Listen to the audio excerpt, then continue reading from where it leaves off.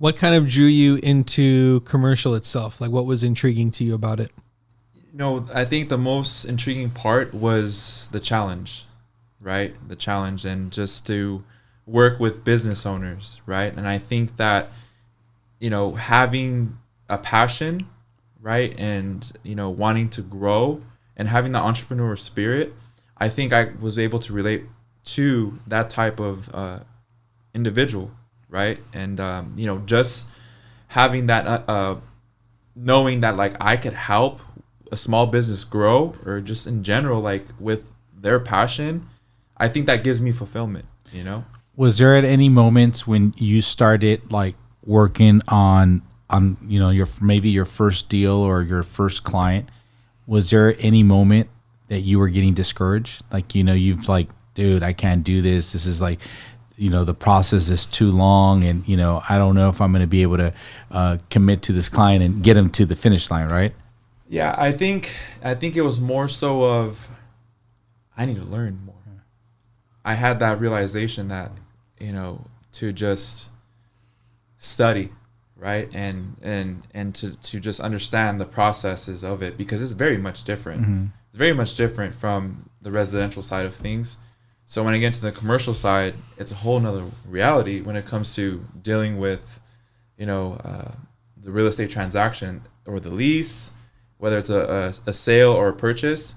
It takes much more due diligence, mm-hmm. and effort and hard work, and to just make sure that, you have to follow the steps, right? And it all goes back to customer service too as well. So it really comes full circle, trying to balance it all together. And especially when you're new to something, you're like, man, I need.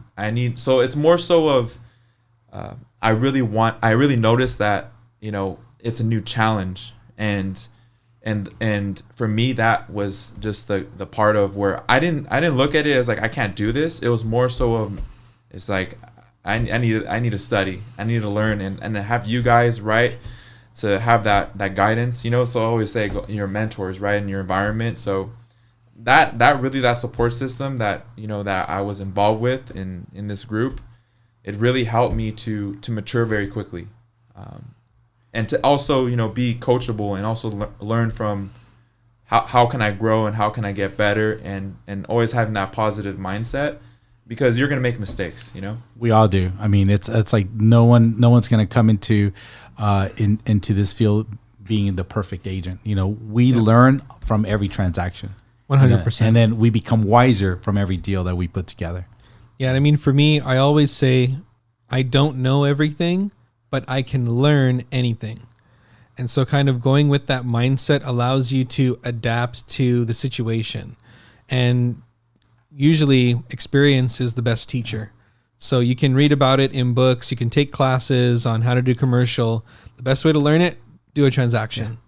Hands on. And work with mentors that can give you the guidance along the way. But the best way to learn it is by doing.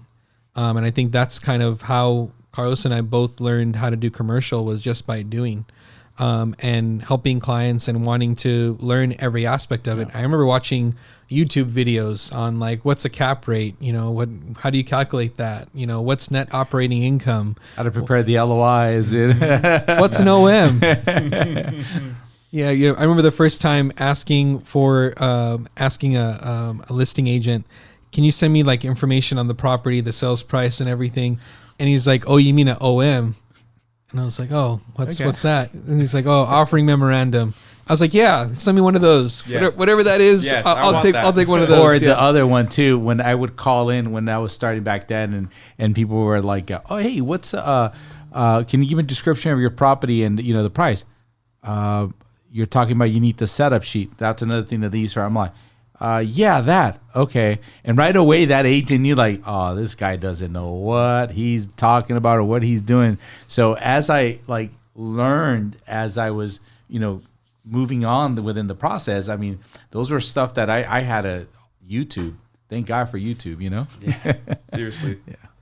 And what type of challenges are you seeing right now with the clients that you're dealing with? Because I feel like you're dealing with some difficult transactions right now, and kind of walk us through that. Yeah. So there's no shortage of clients. It's more so of finding the right fit and also advising them, on their financials, right? And a lot of times, when I do go through the process, it's, I let them know, like, hey, like, this is what's available, and, this is how you're supposed to put your financials together.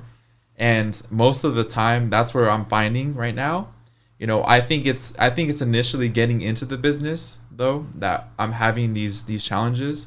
I think as I write down my ideal client, as I put that out there and really start to market myself in a way, I think that will be definitely a solution. But overall, the challenges, I think, is just entry level, right? Getting into the business, starting up with a base, a foundation.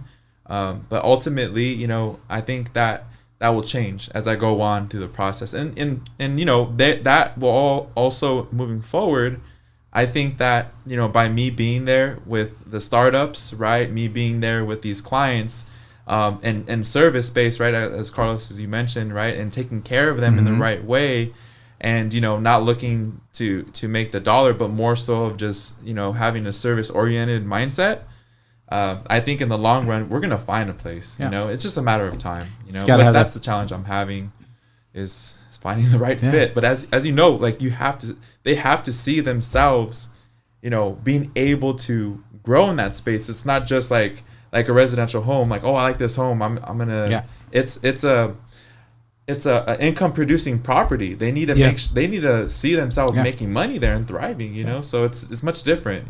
So the numbers just have to make sense at the end of the day for them. Right. They have to pencil out. Right. And I think also in this environment that we're in right now, coming out of the pandemic and then going right into a recession, landlords are very picky on what they want to see. And it's like some clients don't understand that the financials not only have to be good, but be structured in a way that the landlord will accept. Meaning, if you've got a bunch of money in the bank, but your past 2 years financials don't look good, no deal. Because landlords know at the end of the day, you could move that money out of that account in a heartbeat. And if you haven't shown that your business can really support itself with its financials, then you're going to be out of luck in trying to find a space. Yeah. Because all these business owners, the way they look at it, it's like, oh, you're cheating on your taxes, you're going to cheat on me.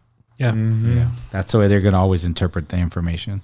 Yeah. And so, really kind of looking at our relationship with our clients as we're financial strategists as well, to help them kind of structure the deal, partnering up with some of our commercial lending partners to look at their financials and say, hey, if you're thinking about buying a building and you want to get this expensive of a building, let's start structuring your taxes and networking with CPAs to say, hey, help this client structure their taxes in such a way that they can report enough to qualify for what they want to get into.